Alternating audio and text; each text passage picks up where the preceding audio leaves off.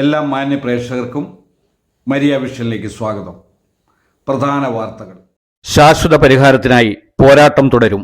അൽമായ മുന്നേറ്റം.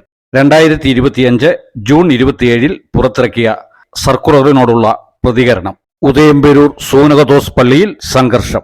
വാർത്തകൾ വിശദമായി.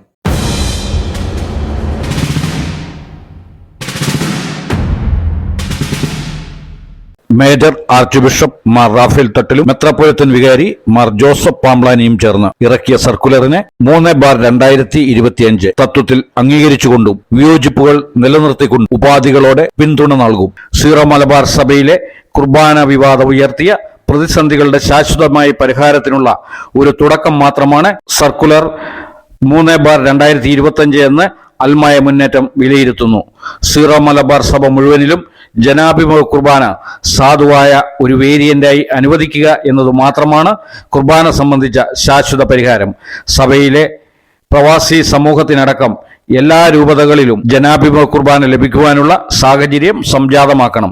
ഇപ്പോഴത്തെ സർക്കുലർ മുന്നോട്ട് വയ്ക്കുന്നത് നിലവിലെ പ്രതിസന്ധിക്കുള്ള ക്രൈസ്തവാത്മകമായ നീക്കുപോക്ക് മാത്രമാണ്. ഈ സർക്കുലറിനെ സ്വാഗതം ചെയ്യുമ്പോൾ തന്നെ ഇതിന്റെ അടിസ്ഥാനത്തിൽ രൂപീകരിക്കാനും അജപാലന മാർഗരേഖയിലെ വ്യവസ്ഥകൾ വളരെ പ്രധാനപ്പെട്ടതാണെന്നും അത്തരം വ്യവസ്ഥകൾ രൂപീകരിക്കുമ്പോൾ ദൈവജനവുമായി ക്രിയാത്മകമായ ചർച്ചകൾ നടത്തി എല്ലാ പ്രശ്നങ്ങൾക്കും പരിഹാരമുണ്ടാക്കണമെന്നും അൽമായ മുന്നേറ്റം ആവശ്യപ്പെടുന്നു. നിലവിൽ സിനഡ് കുർബാന മാത്രം അർപ്പിക്കപ്പെടുന്ന ദേവാലയങ്ങളിൽ ഭൂരിഭാഗം വിശ്വാസികൾക്കും ജനാഭിമുഖ കുർബാനയാണ് ആവശ്യം. അവരുടെ അജപാലന ആവശ്യം പരിഗണിച്ച് അവിടങ്ങളിൽ ജനാഭിമുഖ കുർബാന അടിയന്തരമായി തുടങ്ങുവാനുള്ള സാഹചര്യം സംജാതമാക്കണം. ഏതാനും വൈദികരുടെ ദുരഭിമാന പ്രശ്നം മാത്രമായി അതിനെ അവസാനിപ്പിക്കുവാൻ അനുവദിക്കുകയില്ല. എറണാകുളം അങ്കമാലി അതിരൂപതയിലെ നവവൈദികർ പ്രത്യേകം അനുവാദം വാങ്ങി ജനാഭിമുഖ കുർബാന അർപ്പിക്കേണ്ടവരല്ല. അവർക്ക് പട്ടത്തോടൊപ്പം സ്വാഭാവികമായി അത് ലഭിക്കുവാനുള്ള സാഹചര്യം ഉണ്ടാവണം. അൽമായ മുന്നേറ്റം പൂർവാധികം ശക്തിയോടെ സഭ നവീകരണ പ്രവർത്തനങ്ങളുമായി മുന്നോട്ടു പോകും.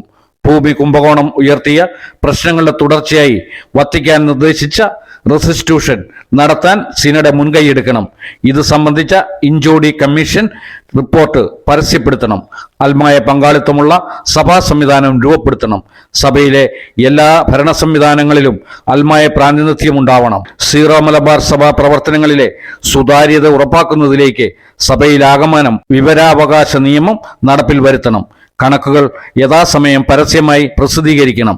പങ്കാളിത്ത സഭ യാഥാർത്ഥ്യമാവണം. അൽമായ മുന്നേറ്റത്തിന്റെ ഈ അടിസ്ഥാന ലക്ഷ്യങ്ങൾ നേടിയെടുക്കുന്നതിനായി സീറോ മലബാർ സഭയിൽ മുഴുവൻ അൽമായ മുന്നേറ്റത്തിന്റെ പ്രവർത്തനങ്ങൾ വ്യാപിപ്പിക്കും. സർക്കുലർ പറഞ്ഞിരിക്കുന്ന നിർദ്ദേശങ്ങളനുസരിച്ചുള്ള പ്രവർത്തനങ്ങളിൽ അൽമായ മുന്നേറ്റം സഹകരിക്കും. എന്നാൽ പ്രായോഗിക ബുദ്ധിമുട്ടുകൾക്ക് സഭാത്മകമായ ചർച്ചകളിലൂടെ പരിഹാരമുണ്ടാക്കുവാൻ സഭാ നേതൃത്വം തയ്യാറാവണം. Shaiju Antony president, PP Jarad general secretary, Riju Kanjukaran PRO, Almaya മുന്നേറ്റം, എറണാകുളം അങ്കമാലി അതിരൂപത. 2025 ജൂൺ 27 വെള്ളി, ഈശോയുടെ തിരുഹൃദയ തിരുനാൾ ദിവസം ആരംഭിക്കുന്ന മണിക്കൂറിലാണ് സീറോ മലബാർ സഭയുടെ മേജർ ആർച്ച് ബിഷപ്പും എറണാകുളം അങ്കമാലി അതിരൂപതയുടെ ആർച്ച് ബിഷപ്പുമായ മാർ റാഫേൽ തട്ടിലും അതിരൂപതയ്ക്ക് വേണ്ടിയുള്ള മേജർ ആർച്ച് ബിഷപ്പിന്റെ വികാരി മാർ ജോസഫ് പാംബ്ലാനിയും ഒപ്പിട്ട സംയുക്ത സർക്കുലർ പുറത്തിറക്കിയിരിക്കുന്നത്. 2021 നവംബർ 28 സീറോ മലബാർ സഭാ സിനഡ് സഭ മുഴുവനും പ്രാബല്യത്തിൽ കൊണ്ടുവന്ന ഏകീകൃത കുർബാന അർപ്പണ രീതിയെ എറണാകുളം അങ്കമാലി അതിരൂപതയിലെ വൈദികരും സന്യസ്തരും വിശ്വാസികളും ആ തീരുമാനത്തിന്റെ തെറ്റായ നാൾവഴി മൂലം അന്നേ തിരസ്കരിച്ചിരുന്നു. സീറോ മലബാർ സഭാ സിനഡ് നടപടിക്രമം തെറ്റിച്ചും ദിവംഗതനായ ഫ്രാൻസിസ് മാർപ്പാപ്പയെ തെറ്റിദ്ധരിപ്പിച്ചും സഭയിലെ ദൈവജനത്തെ ശ്രദ്ധിക്കാതെയും എടുത്ത തീരുമാനത്തെയാണ് രണ്ടാം വത്തിക്കാൻ കൗൺസിലിന്റെ ചൈതന്യത്തിൽ 60 വർഷത്തോളം ജനാഭിമുഖ കുർബാന ചൊല്ലിവരുന്ന എറണാകുളം അങ്കമാലി അതിരൂപതയിലെ ദൈവജനം തള്ളിക്കളഞ്ഞത്. അതിരൂപതയുടെ ചെറുത്തുനിൽപ്പിന് അതിരൂപതയിലെ വൈദികരും സന്യസ്തരും വിശ്വാസികളും ഏറെ വില കൊടുക്കേണ്ടി വന്നു. അതിന്റെ ഏറ്റവും വലിയ രക്തസാക്ഷി ഈ പ്രശ്നത്തെ രമ്യമായി പരിഹരിക്കാൻ സഭാ സിനഡ് നിയമിച്ച CMI സഭക്കാരനായ അഭിവന്യ മാർ ആന്റണി കരിയൽ പിതാവാണ്. അദ്ദേഹം അതിരൂപതയിലെ ദൈവജനത്തെ നെഞ്ചോട് ചേർത്ത് പിടിച്ചതിന് അദ്ദേഹത്തിന്റെ സ്ഥാനം പോലും ത്യജിക്കേണ്ടി വന്നതും ജനാഭിമുഖ കുർബാന അതിരൂപതയിൽ പിടിച്ചു നിർത്താൻ നടത്തിയ പോരാട്ടത്തിന്റെ മറക്കാനാവാത്ത ചരിത്രമായി. അദ്ദേഹത്തിന് ശേഷം അതിരൂപതയുടെ സാരഥിയായി വന്ന അപ്പസ്തോലിക അഡ്മിനിസ്ട്രേറ്റർ മാർ ആൻഡ്രൂസ് താഴത്ത് ഏകീകൃത കുർബാന ഇവിടെ അടിച്ചേൽപ്പിക്കാൻ പോലീസിന്റെയും ഭരണകൂടത്തിന്റെയും സഹായം പോലും ഉപയോഗിച്ചു. ഇതിനിടെ ഈ പ്രശ്നത്തിൽ തട്ടി major arch bishop Mar George ആലഞ്ചേരിയുടെ രാജി ഫ്രാൻസിസ് മാർപ്പാപ്പ നിർബന്ധമായി എഴുതി വാങ്ങിച്ചു. അതിരൂപതയെ കലാപഭൂമിയാക്കി മാറ്റിയ മാർ ആൻഡ്രൂസ് താഴത്തിന്റെ നടപടികൾ വത്തിക്കാന്റെ കടുത്ത അതൃപ്തിക്കും കാരണമായി. അതിനാൽ മാർ താഴത്തിനെ ഫ്രാൻസിസ് മാർപ്പാപ്പ അപ്പസ്തോലിക അഡ്മിനിസ്ട്രേറ്റർ സ്ഥാനത്ത് നിന്ന് നീക്കം ചെയ്തു. പിന്നീട് മാർ ബോസ്കോ പുത്തൂർ മെത്രാനെ എറണാകുളത്ത് അപ്പസ്തോലിക അഡ്മിനിസ്ട്രേറ്ററായി കൊണ്ടുവന്നു. അദ്ദേഹത്തിന്റെ കാലത്ത് അതിരൂപതയിലെ പ്രശ്നങ്ങൾ പരിഹരിക്കാനെത്തിയ പേപ്പൽ ഡെലിഗേറ്റ്സ് മാർ സിറിൽ വാസിലും അതിരൂപതയിലെ പ്രശ്നങ്ങൾ രൂക്ഷമാക്കിയതല്ലാതെ രമ്യമായി പരിഹരിക്കാൻ ശ്രമിച്ചില്ല. മാർ ബോസ്കോ രാജിവെച്ച് പോകേണ്ടി വന്നപ്പോൾ അദ്ദേഹം അതിരൂപതയിലെ ദൈവജനത്തെ വീണ്ടും കെണിയിലാക്കി. ഒരു രൂപതയുടെ തലപ്പത്ത് കാര്യങ്ങൾ നിർവഹിക്കുന്ന കൂരിയ അംഗങ്ങളായ വൈദികർ കാനൂനികമായും ധാർമ്മികമായും ആ അതിരൂപതയിലെ ഭൂരിപക്ഷം വരുന്ന ദൈവജനത്തിന് സ്വീകാര്യരും കുലീനതയോടെ വർത്തിക്കുന്നവരുമായിരിക്കണം. ആ പതിവ് തെറ്റിച്ച് അതിരൂപതയിലെ പ്രശ്നങ്ങൾ അതിരൂക്ഷമാക്കുന്ന വിധം രൂപതയിലെ വൈദികർക്കും സന്യസ്തർക്കും വിശ്വാസികൾക്കും ഒട്ടും സ്വീകാര്യമല്ലാത്തവരെ നിയമിച്ചു. ബോസ്കോയും അദ്ദേഹത്തിന്റെ കൂരിയായും ചേർന്ന് ഏകീകൃത കുർബാന അടിച്ചേൽപ്പിക്കാൻ സഭയുടെ ചരിത്രത്തിൽ ഇന്നേ വരെ കേൾക്കാത്ത തരത്തിലുള്ള കാര്യങ്ങൾ ചെയ്തു. ഇതിനെതിരെ വൈദികരും വിശ്വാസികളും പലതരം പോരാട്ട മുറകളുമായി പരസ്യമായി രംഗത്തിറങ്ങേണ്ടി വന്നു. 2025 ജനുവരി 9 കൂരിയായെ മാറ്റാൻ ആവശ്യപ്പെട്ടുകൊണ്ട് അതിരൂപത ആസ്ഥാനത്ത് പ്രാർത്ഥനായജ്ഞം നടത്തിയ 21 വൈദികരെ ജനുവരി 11 അധികാരികളുടെ കൽപ്പന പ്രകാരം പോലീസ് അതിക്രൂരമായി മർദ്ദിച്ച് അവരുടെ ലോഹ പോലും വലിച്ചു കീറി സെന്റ് മേരീസ് ബസിലിക്കയിലെ തിരുമുറ്റത്ത് വലിച്ചെറിഞ്ഞത് ദൈവജനത്തിന്റെ വൻ പ്രക്ഷോഭത്തിന് തന്നെ കാരണമായി.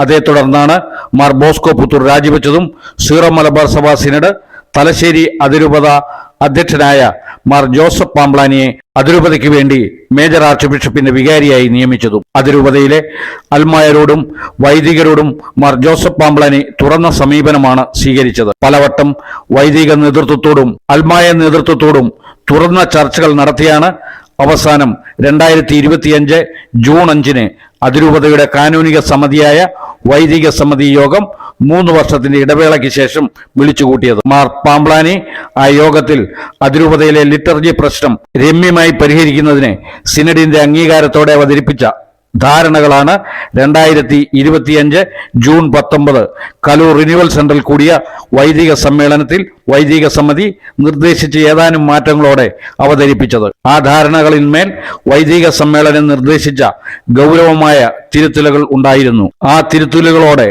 ഒരു സർക്കുലർ ഇറക്കുന്നത് വഴി അതിരൂപതയിലെ എല്ലാ ഇടവകളിലും ഒരു ഏകീകൃത കുർബാന അർപ്പിക്കാമെന്ന് വൈദികർ ഉറപ്പു നൽകിയതിനോടൊപ്പം അധാർമികമായി പ്രവർത്തിക്കുന്ന ഇപ്പോഴത്തെ കൂരിയായെ മാറ്റണമെന്നും അഡ്മിനിസ്ട്രേറ്റർ ഭരണം ഏർപ്പെടുത്തിയ പള്ളികളിലെ പ്രതിസന്ധികൾ തീർക്കണമെന്നും കുർബാന അർപ്പണവുമായി ബന്ധപ്പെട്ടുള്ള കോടതി വ്യവഹാരങ്ങൾ പരിഹരിക്കത്തക്ക രീതിയിൽ സത്യവാങ്മൂലം അതിരൂപത അധികാരികൾ നൽകണമെന്നും നവവൈദികർക്ക് ജനാഭിമുഖ കുർബാന ചെല്ലാനുള്ള അനുവാദം നൽകണമെന്നും വൈദികർക്ക് നേരെ അനാവശ്യമായി എടുത്തിരിക്കുന്ന ശിക്ഷാ നടപടികൾ റദ്ദാക്കണമെന്നുള്ള ഉറപ്പുകൾ മേജർ ആർച്ച് ബിഷപ്പും മാർ ജോസഫ് പാംബ്ലാനിയും വൈദിക സമ്മേളനത്തിൽ നൽകുകയും ചെയ്തു. ഈ ധാരണയുടെ പുറത്താണ് ഇപ്പോഴത്തെ സർക്കുലർ ഇറക്കിയിരിക്കുന്നതും വൈദികർ ഒരു ഏകീകൃത കുർബാന അവരുടെ ഇടവകളിൽ അർപ്പിക്കാമെന്ന തങ്ങളുടെ ബോധ്യങ്ങൾക്ക് വിരുദ്ധമാണെങ്കിലും സമ്മതിച്ചിരിക്കുന്നതും. സർക്കുലറിന്റെ ഡ്രാഫ്റ്റിനെ സഹായിക്കാൻ വൈദിക സമിതിയും വൈദിക സമ്മേളനവും നിയോഗിച്ച ഫാദർ വർഗീസ് പെരുമായൻ,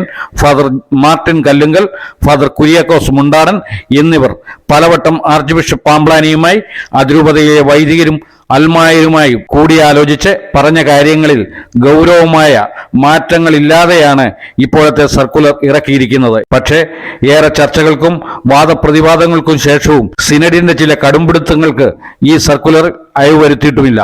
എന്നിരുന്നാലും വൈദിക സമ്മേളനത്തിൽ ഇതിന്റെ തുടർച്ചയെന്നോണം പുതിയ കൂരിയാംഗങ്ങൾ വന്നു കഴിയുമ്പോൾ വൈദിക സമിതി തുടങ്ങിയ കാനൂനിക സമിതികളുമായി കൂടിയാലോചിച്ച് ഈ സർക്കുലറിലെ നിർദ്ദേശങ്ങൾ പ്രായോഗികമായ തലത്തിൽ ഫലപ്രദമാക്കുവാൻ അജപാലന മാർഗരേഖ പാസ്റ്റർ ഗൈഡ് ലൈൻസ് ഉണ്ടാക്കുമെന്ന് ആർച്ച് ബിഷപ്പ് മാർ റാഫേൽ തട്ടിലും മാർ ജോസഫ് പാംബ്ലാനിയും വൈദികർക്ക് ഉറപ്പുകൊടുത്തിട്ടുണ്ട്. അതിന്റെ കൂടി പശ്ചാത്തലത്തിലാണ് വൈദികരും അൽമായരും ഈ സർക്കുലർ സ്വീകരിക്കുന്നത്. ഇതുവരെ ജനാഭിമുഖ കുർബാന അർപ്പിക്കാൻ സാധിക്കാത്ത നവവൈദികർക്ക് അതിനുള്ള അനുവാദം നൽകണമെന്നത് എല്ലാവരും ഏറെ ആഗ്രഹിക്കുന്ന വസ്തുതയാണ്.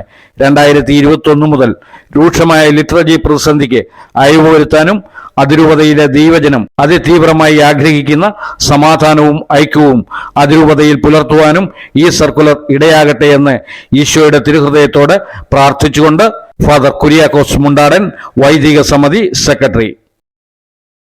എറണാകുളം അതിരൂപതയിലെ ഉദയംപേരൂർ സൂനകദോസ് പള്ളിയിൽ ജനാഭിമുഖ കുർബാന അർപ്പിക്കണമെന്നാവശ്യപ്പെട്ട് ഭൂരിപക്ഷം ഇടവക വിശ്വാസികളും കഴിഞ്ഞ 2 മാസമായി ശക്തമായ പ്രതിഷേധത്തിലാണ്. പൂർണ്ണമായും ജനാഭിമുഖ കുർബാന മാത്രം നടന്നിരുന്ന പള്ളിയിൽ 2 മാസം മുൻപ് പുതുതായി ചാർജേറ്റ വികാരി ഫാദർ മാത്യു ഊരക്കാടൻ 10% താഴെ വരുന്ന വിശ്വാസികൾക്ക് വേണ്ടി സിനഡ് കുർബാന അർപ്പിക്കുന്നത് അവസാനിപ്പിക്കണമെന്ന് ആവശ്യപ്പെട്ടാണ് വിശ്വാസികൾ പള്ളിയിലെത്തിയത്. എന്നാൽ വികാരി ഫോൺ വിളിച്ചതിനെ തുടർന്ന് എത്തിയ ഗുണ്ടകൾ വിശ്വാസികളെ തടയാൻ ശ്രമിച്ചതിനെ തുടർന്നാണ് സംഘർഷമുണ്ടായത്. എറണാകുളം അതിരൂപത വൈദിക സമ്മേളനം തീരുമാനമനുസരിച്ച് സമവായം നടപ്പിൽ വരുത്തണമെന്ന് ആവശ്യപ്പെട്ട് ഇന്ന് രാവിലെ വികാരിയെ കാണാൻ എത്തിയ വിശ്വാസികളെ വികാരിയുടെ നിർദ്ദേശമനുസരിച്ച് എത്തിയ ഗുണ്ടകൾ മർദ്ദിക്കുകയും ഒരു സ്ത്രീയുടെ കൈകൾ പിടിച്ച് തിരിക്കുകയും ഉപദ്രവിക്കുകയും ചെയ്തു. Major arch bishop Mar Raphael തട്ടലിന്റെ വികാരി മാർ ജോസഫ് പാംബ്ലാനി നിലവിൽ പള്ളിയിൽ നിലനിൽക്കുന്ന രീതി പിന്തുടരണമെന്ന നിർദ്ദേശം നൽകിയാണ് ഇദ്ദേഹത്തെ ഉദയംപേരൂർ സൂനകദോസ് പള്ളിയിൽ വികാരിയായി നിയമിച്ചതെന്ന് മാർ ജോസഫ് പാംബ്ലാനി തന്നെ പരാതിയുമായി എത്തിയ ഇടവക പ്രതിനിധികളോട് പറഞ്ഞിരുന്നു. എന്നാൽ തന്നെ നിയമിച്ച മെത്രാപ്പോലിത്തായുടെ നിർദ്ദേശം പൂർണ്ണമായി തള്ളി മുഴുവൻ കുർബാനകളും സിനഡ് രീതിയിൽ അർപ്പിക്കുകയാണ് ചെയ്തത്. ഇതിനെതിരെയാണ് വിശ്വാസികൾ പ്രതിഷേധം ഒരുക്കിയത്. പൂർണ്ണമായും ജനാഭിമുഖ കുർബാന വേണമെന്നാവശ്യപ്പെട്ട് പ്രക്ഷോഭം ശക്തമാക്കാനാണ് ഇടവക സമൂഹത്തിന്റെ തീരുമാനം. സിനഡ് കുർബാന ആഗ്രഹിക്കുന്നവർക്ക് സമവായമനുസരിച്ച് എറണാകുളം അതിരൂപതയിൽ എല്ലായിടത്തും നടപ്പിൽ വരുത്തുന്ന രീതിയിൽ ഞായറാഴ്ചകളിൽ ഒരു കുർബാന മാത്രമേ അനുവദിക്കൂ എന്നാണ് വിശ്വാസ സമൂഹത്തിന്റെ തീരുമാനം. വരും ദിവസങ്ങളിൽ പ്രതിഷേധം ശക്തമാക്കാനും അക്രമം നടത്തിയവർക്ക് എതിരെ നിയമ നടപടികൾ സ്വീകരിക്കുവാനും അൽമായ മുന്നേറ്റം ഉദയംപേരൂർ യൂണിറ്റ് തീരുമാനിച്ചു. റിജു കാഞ്ഞൂക്കാരൻ, വക്താവ്, എറണാകുളം അങ്കമാലി അതിരൂപത അൽമായ മുന്നേറ്റം.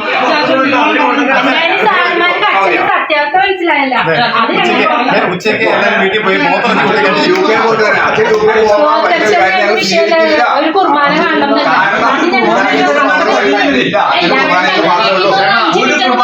കെഞ്ചിയത് ഒരു കുർബാന അല്ലാണ്ട് എല്ലാം വേണം. ഒച്ചെടുത്ത് തുടങ്ങി അതിനെന്താ പരിഹാരം സാറേ? ഞങ്ങൾക്ക് ഇവിടെ അച്ഛനോട് അച്ഛനെ സംസാരിക്കും, അച്ഛൻ അപ്പൊ തന്നെ വിളിക്കുവാണ്.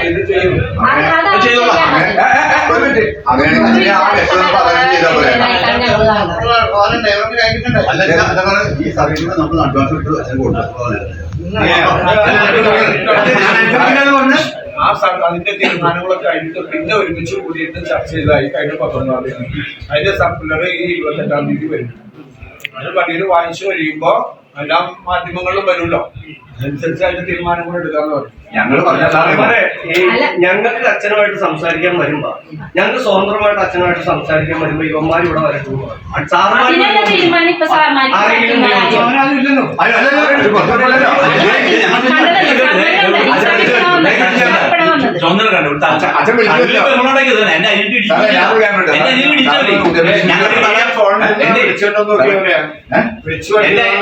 എന്റെ അനിയനെ തല്ലിപ്പിട്ടേക്ക് ഞാൻ തടഞ്ഞത്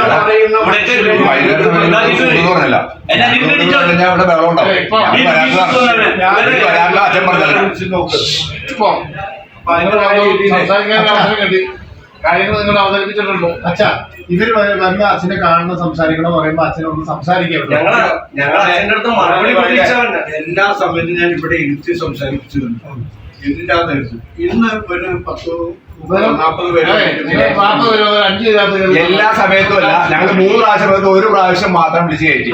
കാരണം അച്ഛന്റെ ജനാമുഖം ചെരുവില്ലാത്ത പാസ്സായി കഴിയുമ്പോൾ അച്ഛൻ തീർന്നോ എല്ലാവരും മക്കളെ കയറി ചെയ്യുന്നതായിട്ട് പറഞ്ഞു. എന്നിട്ട് ഒരു പിതാവ് പറയും, പിതാവ് പറഞ്ഞ ലെറ്ററല്ലേ എഴുതിയിരിക്കുന്നത്, പിതാവ് പറഞ്ഞ ലെറ്ററല്ലേ, ഇത് അനുസരിക്കാത്ത വൈദ്യൻ ഞങ്ങളോട് ഇനി എന്ത് ചെയ്തു തരുന്ന പറഞ്ഞാൽ, എന്ത് ചെയ്തു തരുന്ന പറഞ്ഞാൽ അത് അച്ഛൻ പറയട്ടെ.